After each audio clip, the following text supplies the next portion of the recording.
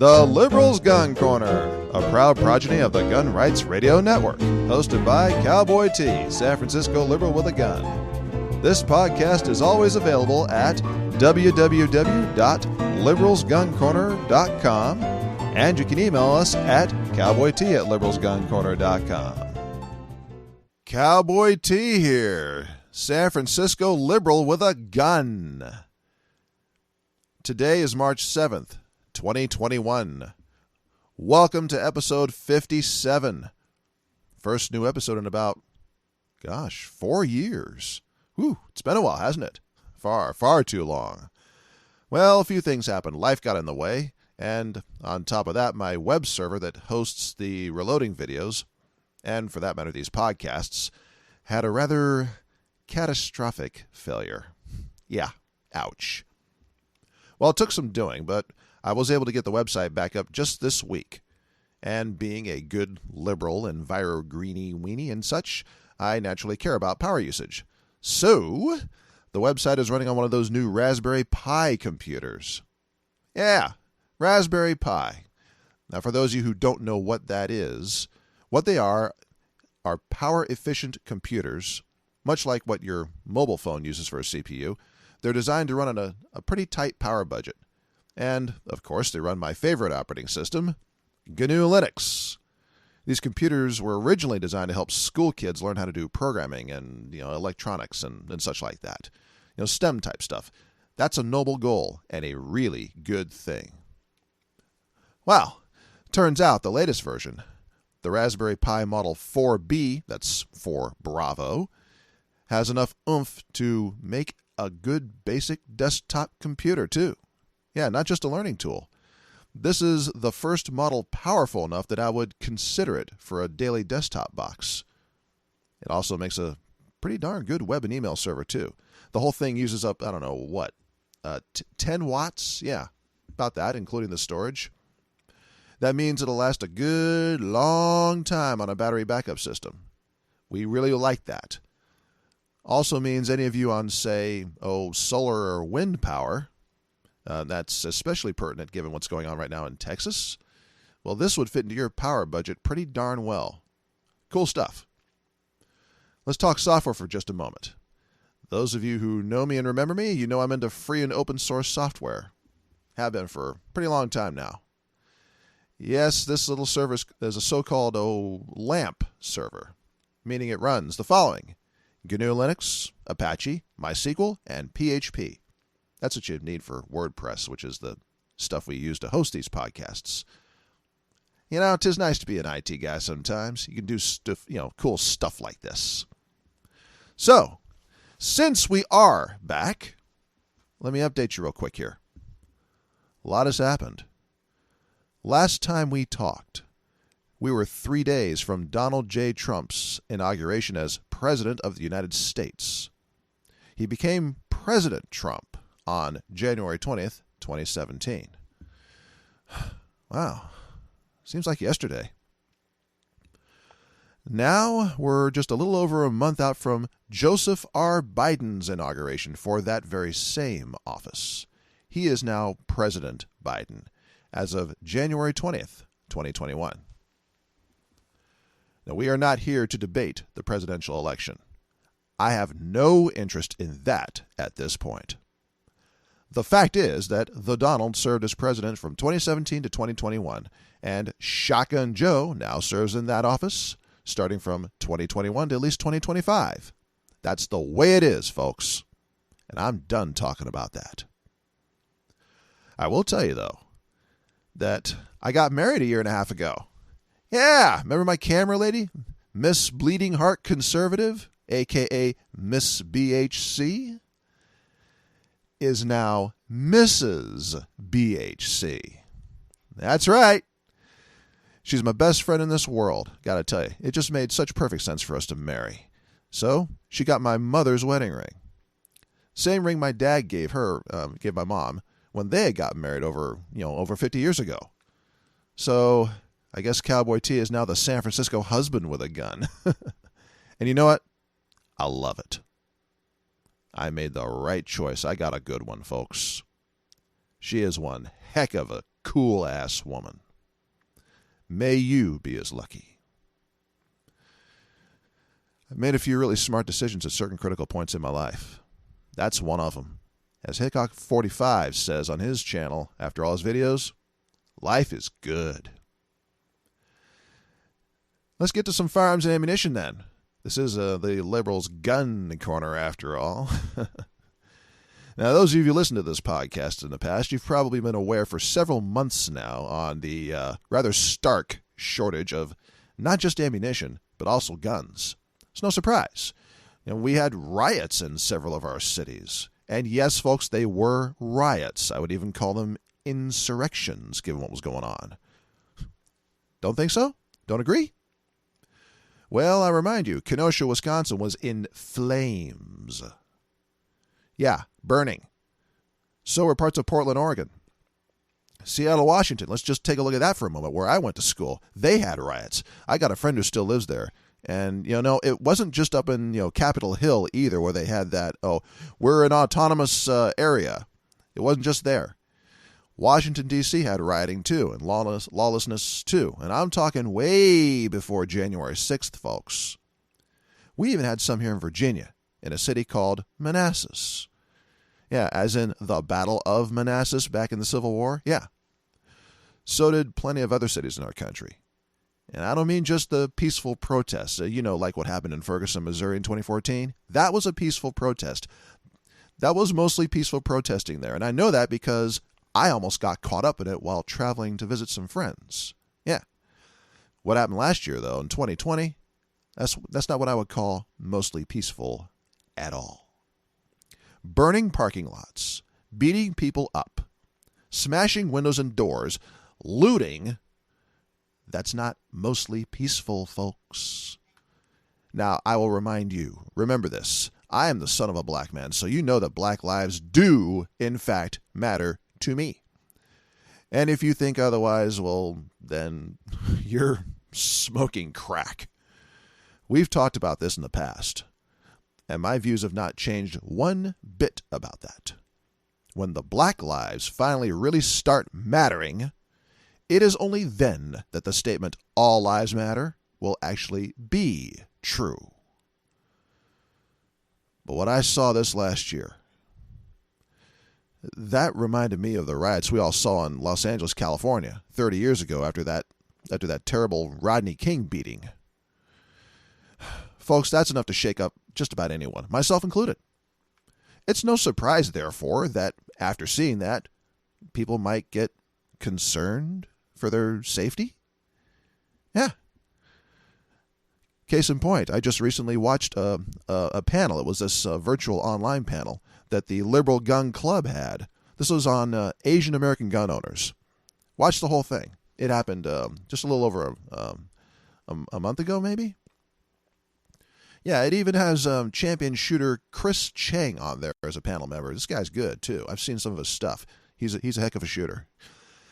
Well, they all explained how they got into the Second Amendment and actually exercising their rights thereunder. One thing I heard was that the 2020 riots were indeed a factor.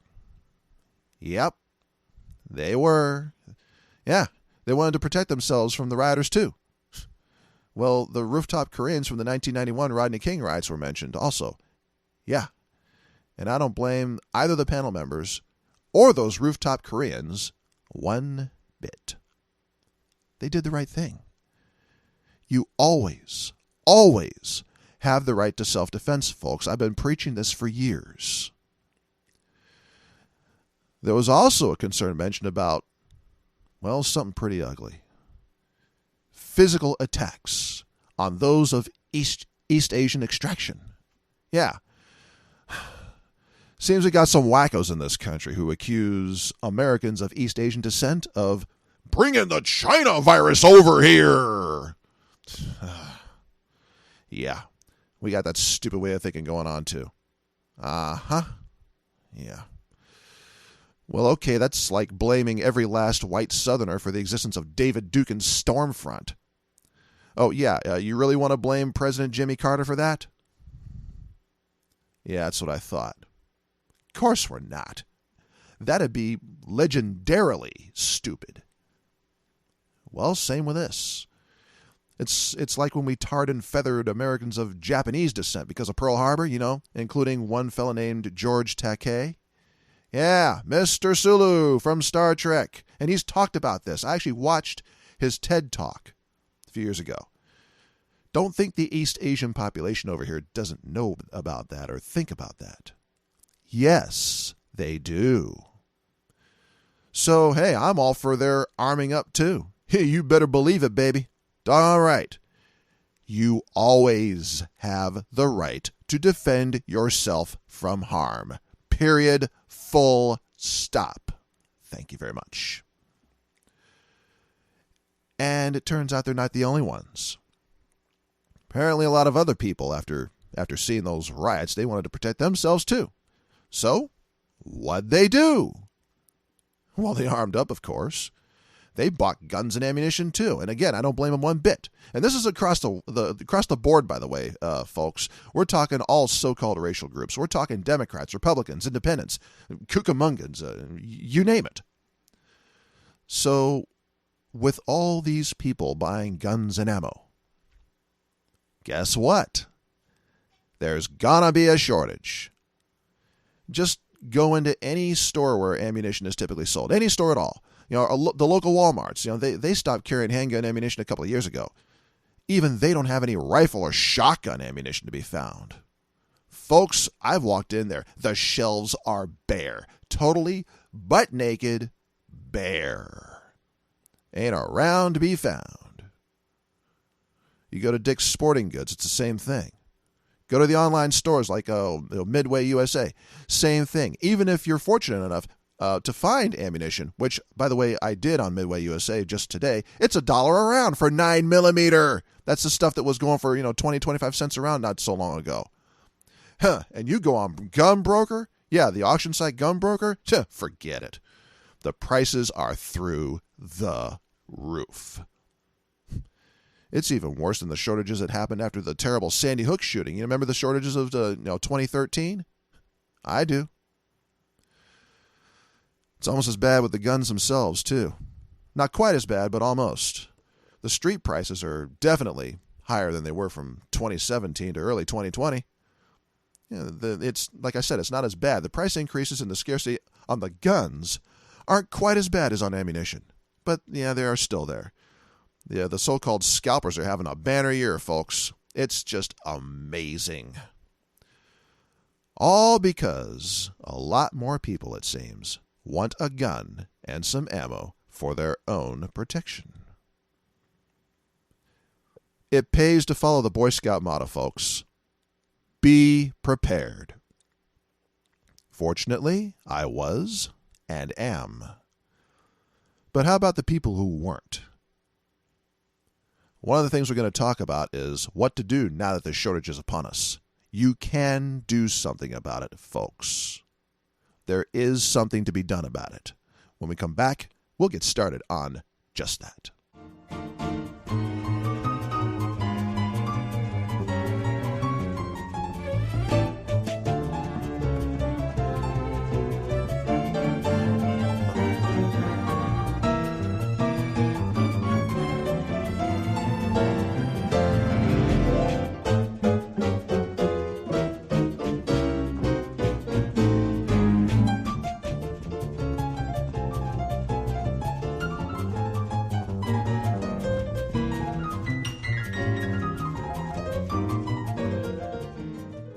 Okay, we're back.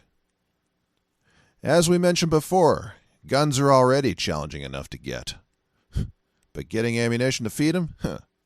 That's even more challenging. This is especially true for certain chamberings. Let's just go through them. 1. 9mm, Parabellum, also known as 9mm Luger. 40 Smith & Wesson. 45 ACP. 38 Special. 357 Magnum, 22, also known as 22 Long Rifle, 223 Remington, also known as 5.56 NATO, 308 Winchester, 30-06 Springfield, 7mm Remington Magnum, 300 Winchester Magnum, and 243 Winchester. You've probably heard of all of these. Of course, they're the most common chamberings used for firearms here in the United States. The most popular in the handgun arena are probably 9mm and .38 Special. In rifles, the most popular are probably .223 Remington and .308 Winchester. The reason for that? That's what the police and the military primarily use. If you shoot any of these, you're feeling the pain. I know, because I shoot several of those too. Yeah, I'm right there with you. Yeah, I know. Okay, sympathy's fine, but Cowboy T, what can we actually do about it? How do we actually get ourselves some ammo? You all know, at least you should from the reloading videos, that I'm a big proponent of hand loading. The other name for this is reloading. That means you take a brass case, you replace the used primer with a fresh one, you fill the case with a proper amount of gunpowder called a charge, and you seat a bullet on it. For the last 11 years, I've had instructional videos on reloading showing people how this is done. These videos were always, and remain, free for you to use, download, and learn from. Use them. That's what they're there for. It's my way of giving back for all the help I got when I was learning how to reload. This is my solution to the ammo problem. I have zero, and I do mean zero, problems with getting ammunition. When I need some, I just go into the reloading room and make some. Yeah, it's really that simple for me at this point. But Cowboy T, don't you need special equipment? You know, the supplies, a dedicated space, all that? Not everyone's like you. Well, true, I'm a fairly unique individual. My wife will tell you that. And all the other stuff's true, too. But you know, that does not mean you cannot get started. Hey, I did. That's why those instructional videos are there, to help you do what I did. Believe me, folks, if I can do it, anyone can. I've got a shopping list on the website showing you what to buy and about how much it should cost. This is for a complete reloading setup. You're willing to spend several $100s on a gun, aren't you? Well, yeah, apparently you are, and you might have more than one. You probably do have more than one. Therefore, well, yeah, you can spend $350 for a complete reloading setup, so make sure you got ammo. Huh, heck yeah. That's a big reason why I got started back in 2009. It was hard to get ammo. See, back then, in 2009, Barack Obama got inaugurated as President of the United States. That part, fine. Problem. With him, he brought an agenda of gun control. And the concern was that he might actually find a way to do it. Since, at the time, both chambers of the Congress were also Democrat-controlled, and furthermore, the Democrats had a filibuster-proof majority in the Senate at that time, the fear of gun control was very real, folks. That was the first ammo shortage that I saw. It wasn't as bad as it is right now, but it was still pretty bad. Oh, it was. I remember it. And I realized that if I wanted to get any good at shooting, I'd have to shoot a lot. Buying .38 Special at the store? Not practical. Well, not only was the ammo hard to come by, it was also priced pretty high, too. Yeah, you know, supply and demand, right? Well, then I happened upon a website called ammosmith.com. This is a website dedicated to, specifically, reloading. It's no longer up anymore, but while it was up, I learned a whole lot from the folks there. That's when I started buying reloading gear and supplies. Oh, sure, I paid a bit of a premium for my components. Yeah, of course prices had risen. Yeah, and I knew it, too. You know, I realized what was going on here. I knew, you know, the swindle, as they used to say. But I decided the most important thing is to actually have ammo. Therefore, the most important thing here is to actually get started with reloading.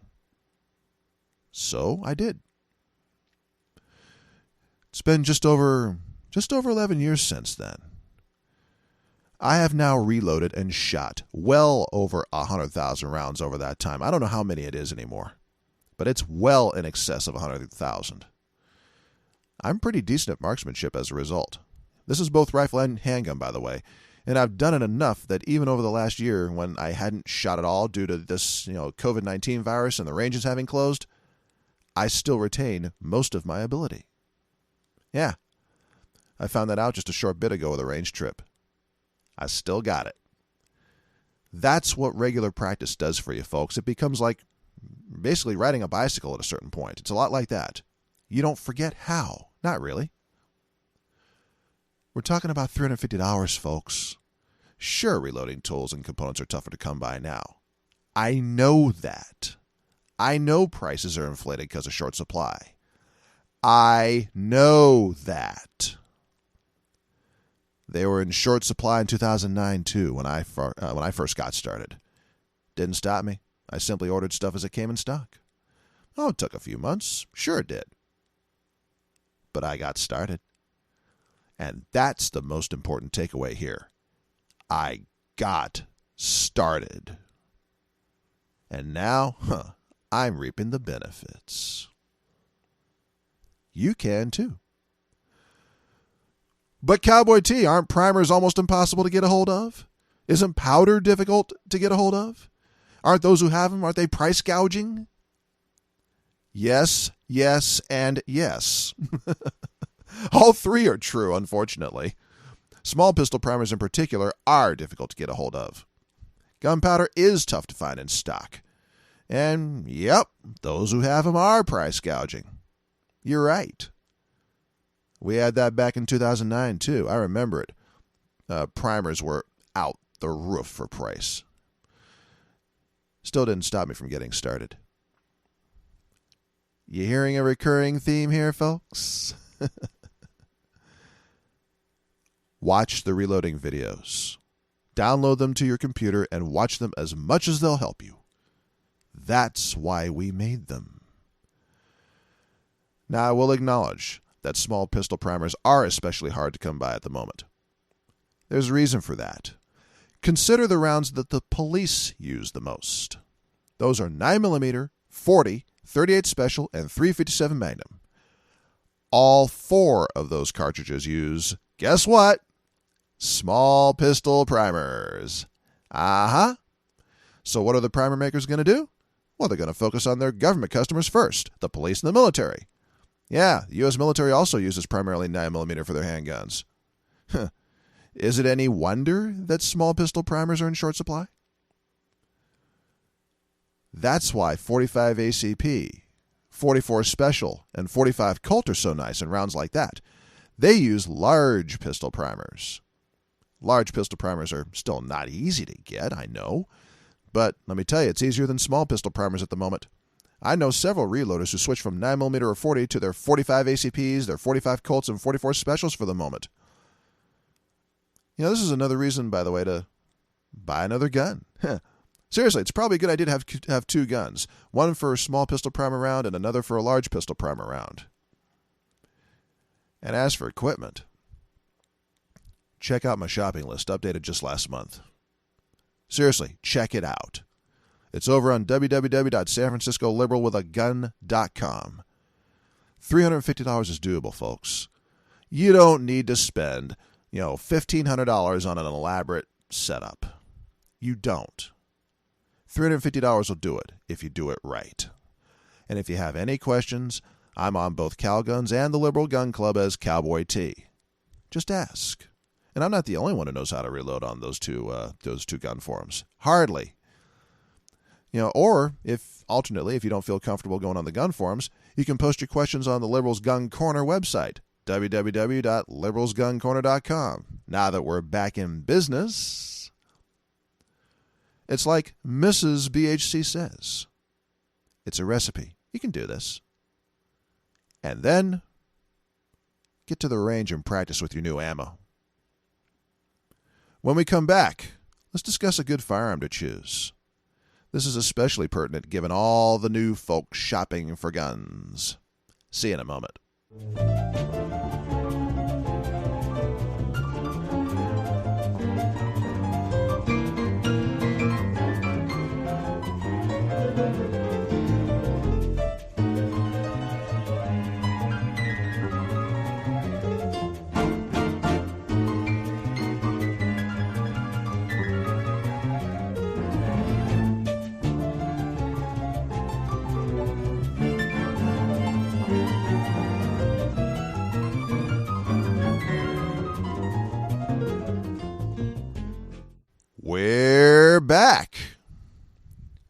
Let's talk about selecting a firearm. Well, that's a lot like choosing which car you want to buy, really. It's very subjective. That's, of course, why the smart car buyer tries out several cars before plunking down the big bucks and buying it. Now, sometimes you do get lucky and find the right one right away. Yeah, you got the right one, baby. But most of the time, that's not the case. Just the same, though, people go into a gun store, and what do? They buy what their friends told them to buy. Usually, they do this without having ever actually test-driven the model at a range. I get it. Guns can be kind of scary to people who've never shot one before. I remember how I felt the first time I fired a real gun. This was in the Air Force, a long time ago now. Well, that 5.56 NATO ammo in the M16, that thing scared the dickens out of me the first time I was on our base's range. And oh, by the way, this was during qualifications. I had to qualify. I made it, fortunately. Still not sure how, but I made it. But yeah, it was kind of scary. So I get it. Many people are kind of intimidated about actually going to a gun range and firing an actual gun. That's why I do everything I can to be as helpful to new shooters as I can.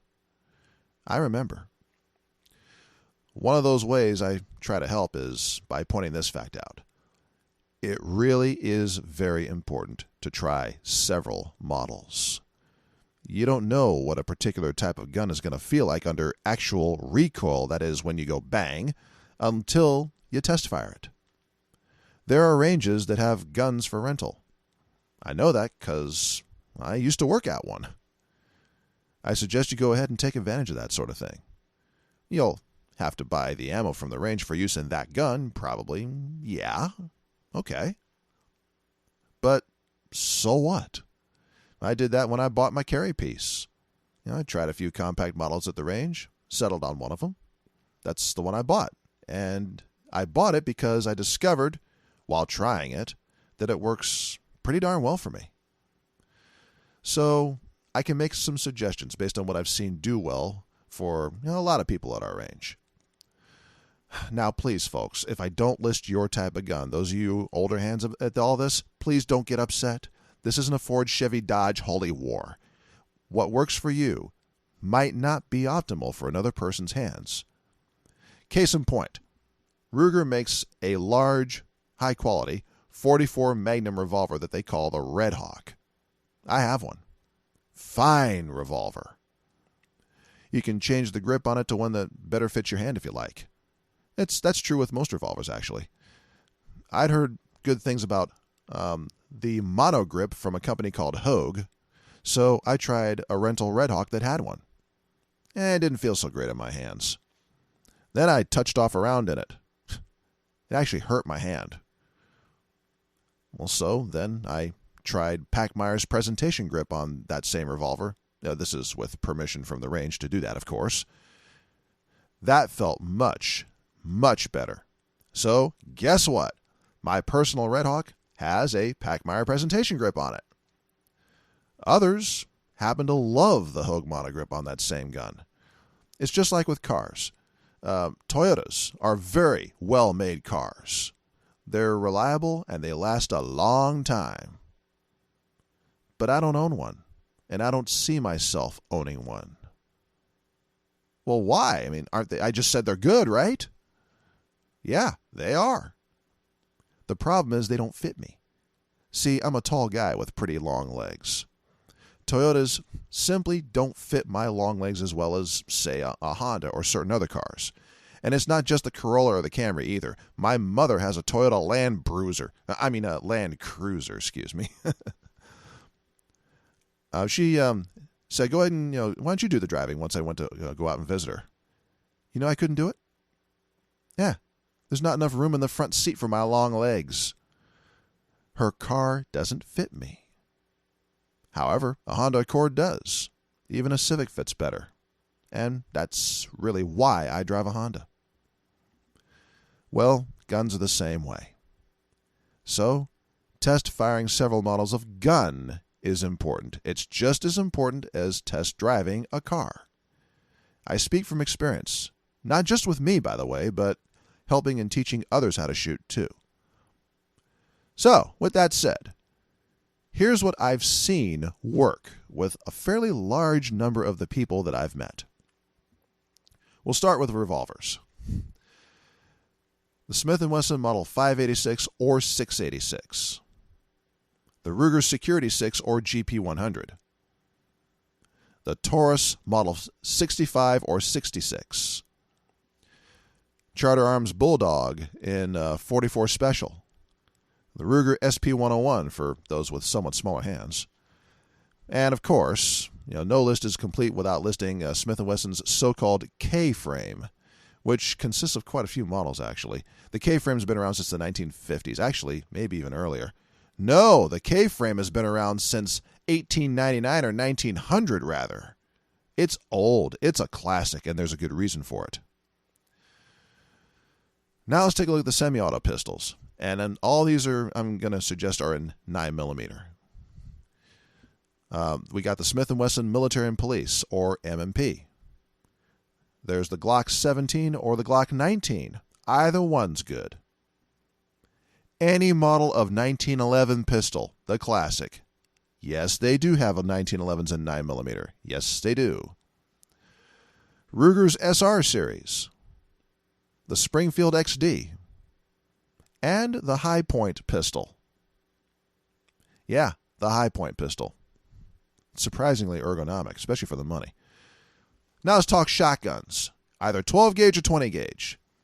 Now, note that I tend to recommend 20 gauge in the shotgun area to most new shotgun owners because of the lower recoil. There's the Mossberg 500, or its slightly less polished version, the Maverick 88. It's also a good one. The Remington 870, which I hope comes back soon, and the Hatsan Escort. Now let's take a look at rifles. There's the Winchester 92, or any copies thereof. For example, the Rossi 92. I would suggest 357 Magnum. The Marlin 1894, also in 357 Magnum. Ruger's Mini 14 and 223 Remington. And any host of relatively inexpensive, under normal conditions, AR-15s. Yeah, the AR-15 is actually a very easy shooter. You'd be amazed at the kids that shoot this rifle well. Now let's take a peek at compact carry pieces. The Springfield XDS, that's a nice ergonomic carry piece. It's a relatively newer model in the Springfield line. It's called the XDS. I've shot the 45 version, and it's a good fit for my hand. Surprisingly, they've managed to tame the recoil as much as I think the laws of physics will let them, and they've done a remarkably good job. The 9mm version of the XDS should be even better. There's Smith & Wesson's M&P Shield, Military and Police Shield. That's also a 9mm. A whole lot of people like this pistol. Smith & Wesson really seemed to get the ergonomics right on this one. Even I like it with my big paws. There's the Ruger LCR. Stands for Lightweight Compact Revolver. I prefer the 38 Special version because of its lightness. It's easy enough to change the grip if another grip style fits your hand better. I like this little compact revolver. And the Smith & Wesson J-frame. This is another classic. It's been around for a long, long time. My dad had one of these as his carry piece. Now it's my wife's. I've seen all of these work well for plenty of people out here. There are lots of other models out there, to be sure, but these are the ones I have personal experience with, and thus I can actually speak about them intelligently and with ethics. Any of them should serve you well. Any of these should serve you well. And remember, there are others out there too, so don't overlook something out there just because I didn't happen to mention it here. When we come back, we're going to deal with a touchy subject. There's something happening in our country that, as an American, is scaring me. And we need to take that on. We'll see you soon.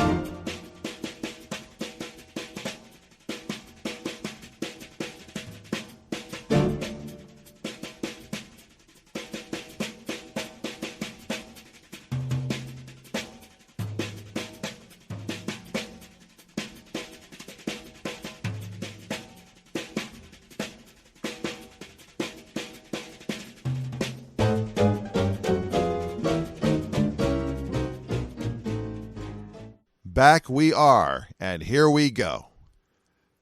Folks, I'm seeing a very disturbing trend. What I'm seeing goes against the very spirit of liberalism. We've seen it before in our country, and I thought we'd become smarter as a people than this.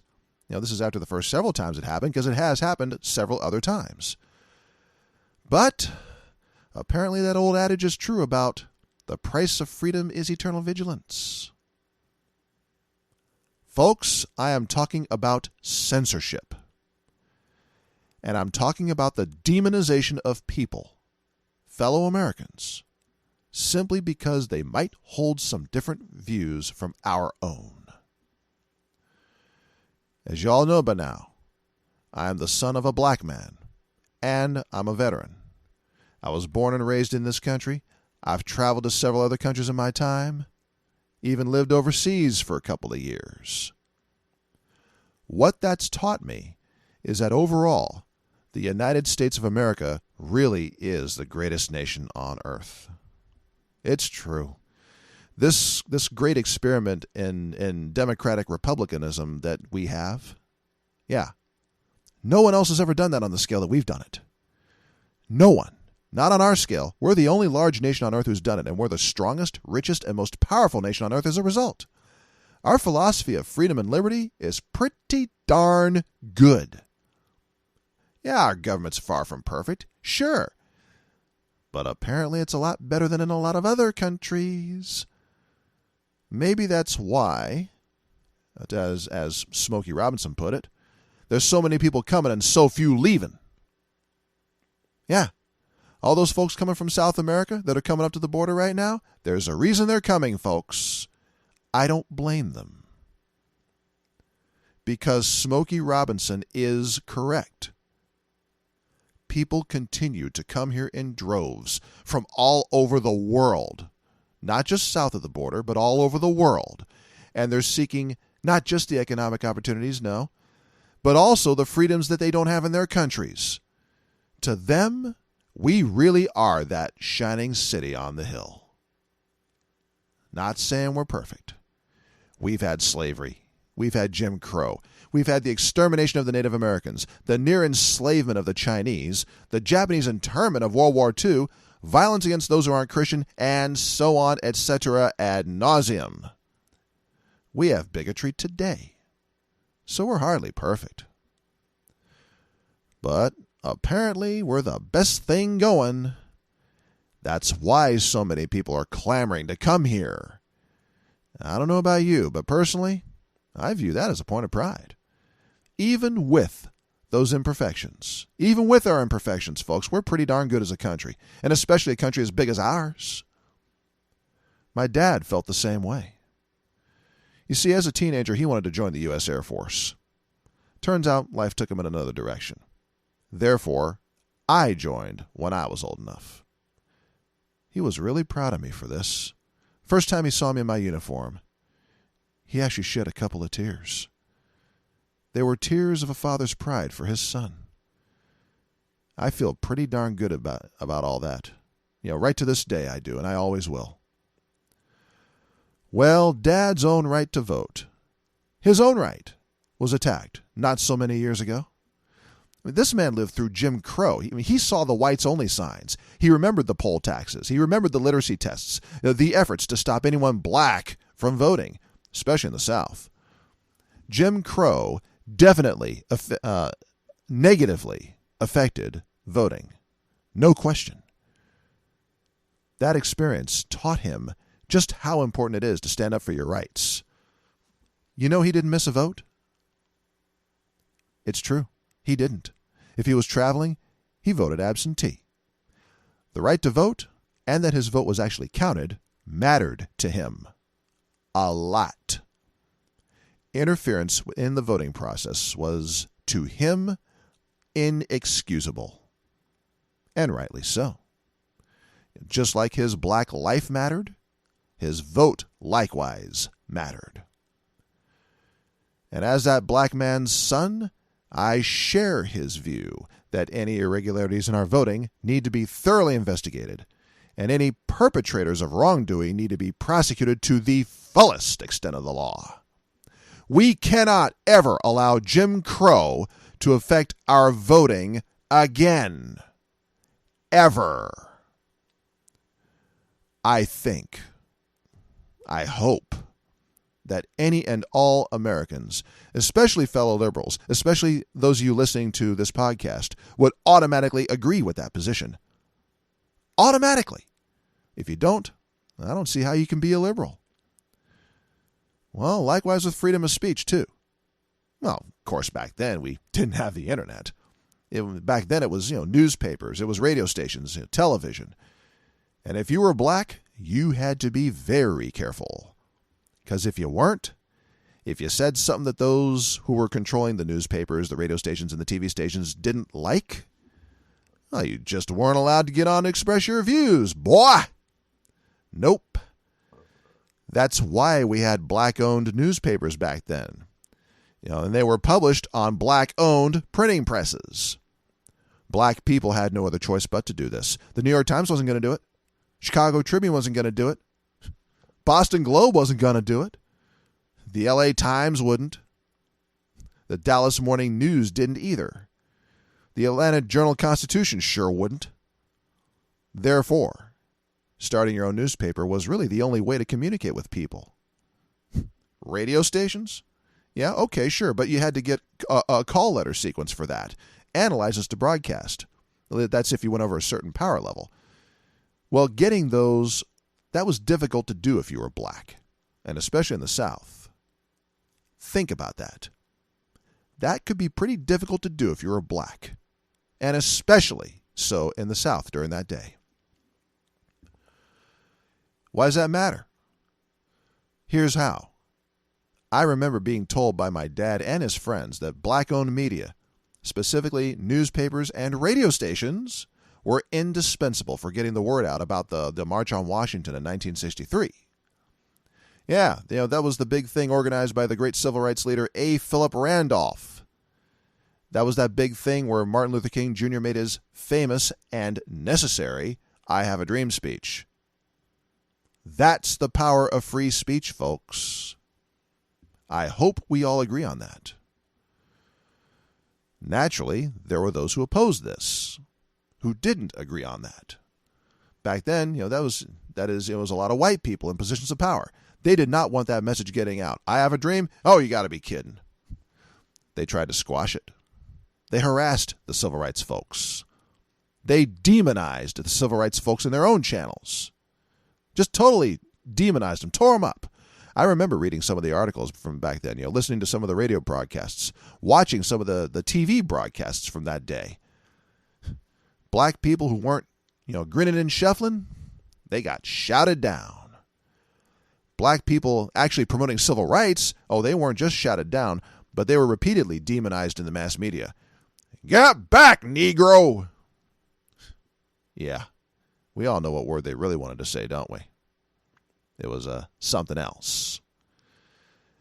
They did everything possible, legal and otherwise, to remove access to any ways to communicate with large amounts of people because they didn't like their speech. Because they considered their speech dangerous, insurrectionist. That's right. People in this country, fellow Americans, were getting censored and even blacklisted, pun intended, because the media bosses and their politician friends didn't like what these Americans had to say. Sound familiar? What I'm now seeing today, folks, is scary. It looks too much to me like the Jim Crow that my dad told me about and that I read about in history books. If you replace black with pro-Second Amendment. And it's effectively the same thing. Today we call it deplatforming. That's the new word for the same problem we saw in the Jim Crow days. Today it's the internet, with Amazon, Apple, Facebook, Google, and Twitter being the primary means of mass communication. To my surprise and utter disappointment, even Mozilla, these are the folks who make the famous free software browser Firefox. Yet this is an organization whose very charter is dedicated to an open, free, as in freedom, internet. I couldn't believe this. You should read their charter. It's in there. They had never come out in favor of censorship, and I thought never would. Until now. Mitchell Baker, the current head of the Mozilla Foundation, she's the CEO. She wrote a piece on Mozilla's official blog that said we should go even further to censor people. She paints anyone who disagrees with her as a white supremacist and a violent insurrectionist. That's exactly what they did back in the day too, folks. Paint anyone who was black with an insurrectionist sort of brush. I'm sure you remember, Paul Robeson was called a communist. And back then, that was a big, fat, scarlet letter. It got so bad we had the infamous Hollywood blacklist. If you said anything that the media powers or the politicians didn't like, you got kicked out. You were persona non grata. You couldn't hardly buy a job. That's what happened to Eartha Kitt for supposedly being rude to Lady Bird Johnson. Yeah, right. I know what Eartha Kitt said. She was simply answering a question about the Vietnam War and young black kids' views on being sent over there. And she was asked. They asked her. But see, it scared all those southern white women who were also at Lady Bird Johnson's little get-together. Against the war? A Negro actually answering our question and stating her views? Shut her up! Blacklist! Run her out of the country! Deplatform her!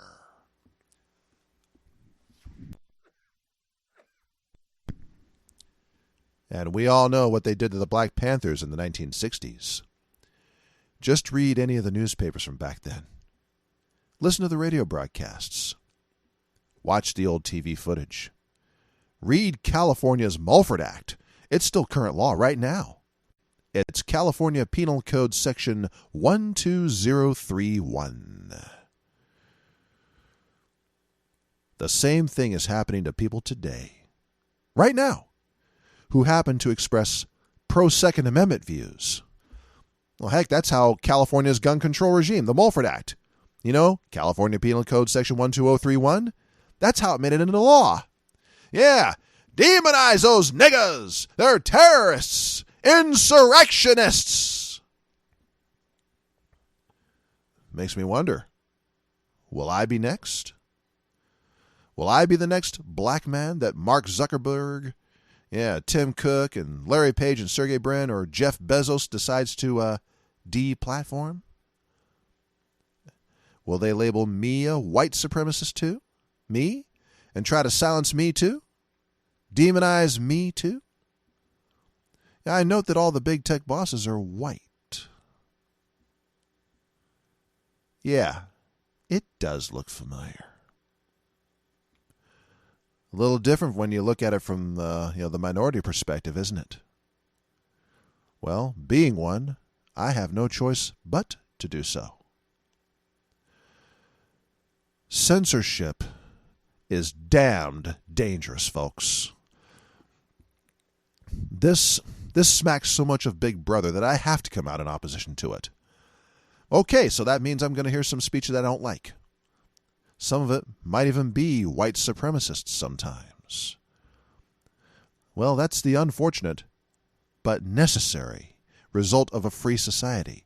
A society that my dad and others like him fought to help create, and that I swore to help defend when I joined the military. I have never rescinded that oath that I took. During his lifetime, my dad worked to further that goal as well. Even though he didn't get to serve, he still worked for it, though. Some years ago, Dad and I talked about this very subject. It was the 1990s. This was during the dot-com boom. At the time, there were several legislative proposals to ban so-called hate speech. By that, it meant actually legally banning the use of words like nigger, spick, slant-eye, Chinaman, and so on. It could also have been interpreted to ban display of the Confederate flag for fairly obvious reasons. I was, naturally, in favor of this. Get that out of our society. Well, Phil Donahue had a talk show during this period. It was called, Donahue. I remember watching it, and Phil took on a lot of very controversial subjects of his day. Brave man to do that. He, you know how they say, "We go there." They say that nowadays. Well, he went there very often. And it was a discussion, looking at things from as many angles as you could in an hour's time. It was his own version of the marketplace of ideas. Well, in 1999, he had two white supremacists on his show. One was a Klansman. Yup, the KKK. And this dude, let me tell you, he was in full Klan regalia. The white sheet, the white hood over his head, the cutouts for the eyes, that cross badge that they use. The other guy, let me tell you, this guy was so bad, even the Klan kicked him out. That's bad. Well, this son of a you-know-what was wearing this awful T-shirt.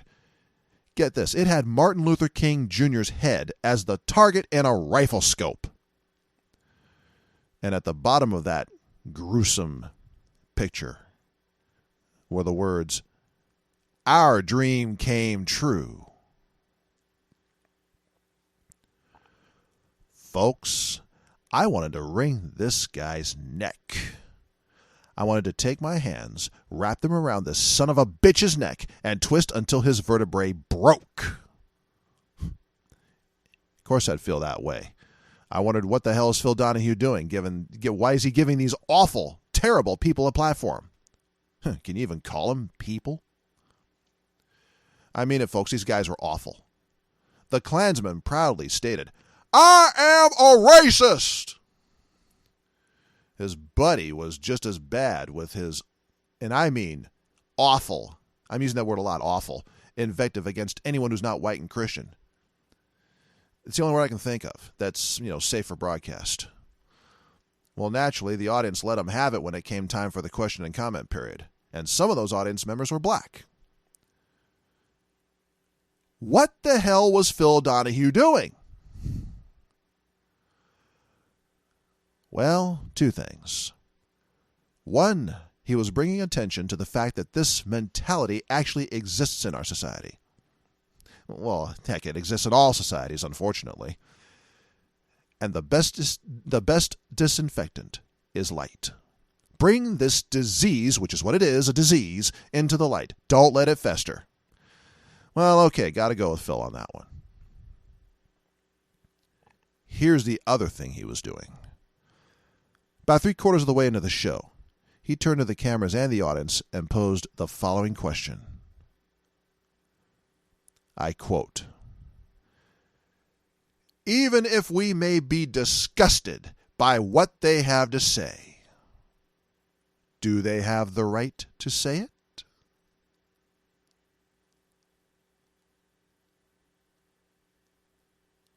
Uh-oh. Crap. Phil Donahue just made a First Amendment argument. Now, at this point, I'd been out of the military for a few years, so yeah, the oath was still pretty fresh in my mind. On top of that, from my elementary school days, I remember hearing, "I may be disgusted by what you have to say, but I will defend to the death your right to say it." That's that little bit I heard from school, that's a paraphrase of something that Voltaire said. He was actually speaking about writing, which is a form of free speech, the free exchange of ideas. We heard this in elementary school, middle school, and high school, over and over again. Free speech, even if you don't like the speech being said at that moment, is a basic civil right and the very core of our democratic republic. Only the communists and other dictators would try to stifle free speech, censor people for scary ideas, shut them down from expressing their views. Only a goddamn commie would want to do something like that. That's what we learned. And I will remind you that most of my teachers who taught me this were California liberals. Remember where I grew up, folks. So after this Phil Donahue show, this is in 1999, I called Dad and talked with him about this. He agreed with Phil Donahue. Bring that festering disease out into the light so it can be disinfected. What's the disinfectant? Countering them with our own First Amendment rights. That, he said, was the proper remedy, not censorship. I had to sit down and think about this for a while. Because, remember, I was in favor of legislation banning hate speech. And now I had a major fly in that ointment. A constitutional fly. Something that I swore to defend. Something that my dad and so many others marched and worked to provide for me.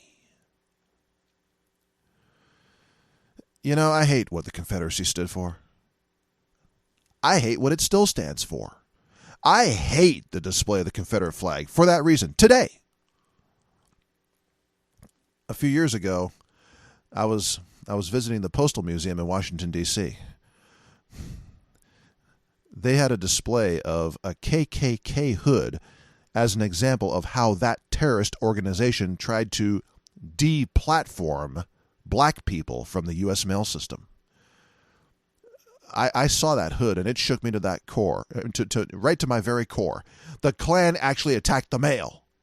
They didn't want those darkies communicating with each other. You know, those insurrectionists. That's what I think of the Confederacy. And as much as I hated it, I had to conclude after Phil Donahue's show that, damn it, he was right. Making the display of the Confederate flag illegal, making the uttering of racial epithets actually illegal, that cannot be allowed to happen in the United States of America. As ugly as it is, the First Amendment is there to protect all ideas in that marketplace of ideas that we mentioned before. And that's the cost of a truly free society. You might hear something that you personally find distasteful. Well, that's America, folks. That's what makes us a free nation and not Red China or North Korea. That's the difference. So for the modern day mass communication companies like Facebook, Twitter, Apple, Google, Amazon, Mozilla, and others in the big tech space to actually support censorship, to demonize folks who might merely disagree politically and cut them off from communication, to paint everybody like myself, me, like who is pro-Second Amendment, as a white supremacist, for our elected officials to actually call for media censorship. That ain't the America I swore to defend. That's the memory hole. That's 1984, and that can never be acceptable in America. But Cowboy T, we can't just let it go. You're right. We can't. So what do we do? I'll give you an example of the right way to handle that sort of thing. This is the right way, folks. The Code Pink organization did an anti-gun protest some years ago at one of our local gun shows. Ban assault weapons now! That was their chant. That was their slogan. Well, I was the only member of the VCDL, I'm a member of the VCDL, who wasn't at work, and thus I could get there in time. So I staged my own counter-protest. The Code Pink folks weren't actually interfering with people going to and from the gun show, by the way. They were simply making their voices heard. stating their piece. The property owners eventually kicked them off the property and told them, go protest on the public sidewalk if you want to do that, or the police will be called. The Code Pink folks, upon hearing this, complied and did so. By the time I got there, that's where they were, on the sidewalk. Of course, I had my San Francisco Liberal with a Gun sign with me, and I also, by the way, had an old early Soviet-era Mosin Nagant bolt-action rifle slung over my shoulder. The bolt was open and unloaded, of course, for safety. Safety first. Well, obviously, I disagree with the Code Pink folks' message. Ban assault weapons now! I don't agree with them. But I also support their right to speak, even though I don't agree with them. So when they told me that they got kicked off the property, I told them just that. While I disagree with your position, I wouldn't have kicked you off. Yeah, I know, folks, it's private property. Yes, the property owners had the legal right. So, no, it didn't violate the letter of the First Amendment. But I still think it violated the spirit of it. And I told these folks so. They were pretty shocked to hear this from a guy with an old Russian rifle slung over his shoulder. We actually had a good conversation. I remember pretty fondly, actually, even though we didn't agree. It doesn't mean we couldn't be civil. And we were.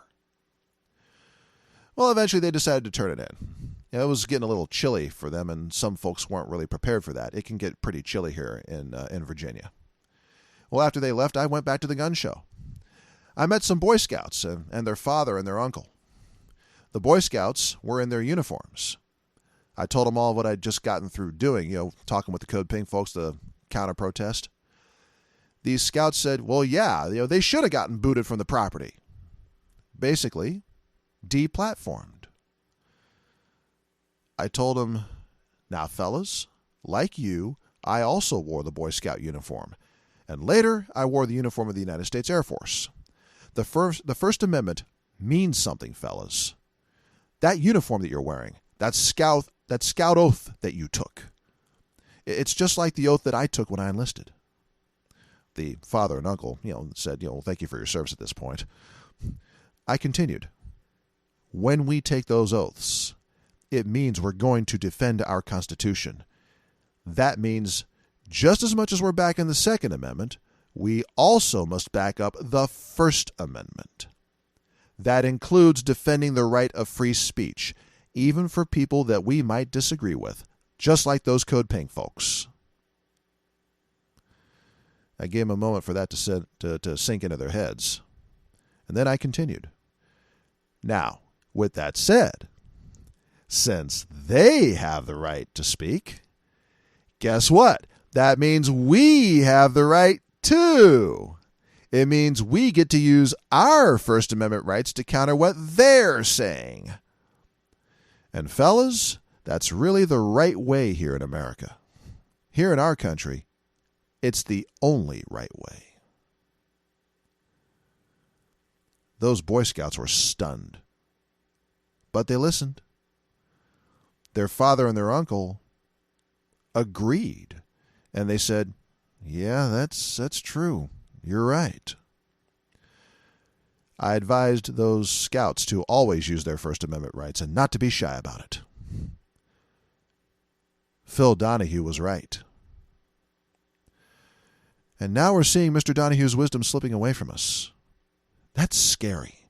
That's downright dangerous. And I'm really concerned now. We liberals have always believed in what we've always called the marketplace of ideas. We've been talking about it for decades, at least as long as I've been alive. Allowing that to disappear here in America, that would be unforgivable. It is unforgivable. It ain't America. And now I wonder if the Liberals Gun Corner here will be next. Phil Donahue was right. Remember what we said about the price of liberty is eternal vigilance? Remember that? Now's an example of just such a moment. Remember that, folks. Before you cheer for the deplatforming of someone, before you raise your glass in toast of someone getting deplatformed, remember that. The price of liberty really is eternal vigilance. This is Cowboy T signing off. Until next time. Until then, safe shooting. Stay vigilant. Get your vaccine. And thanks for listening again.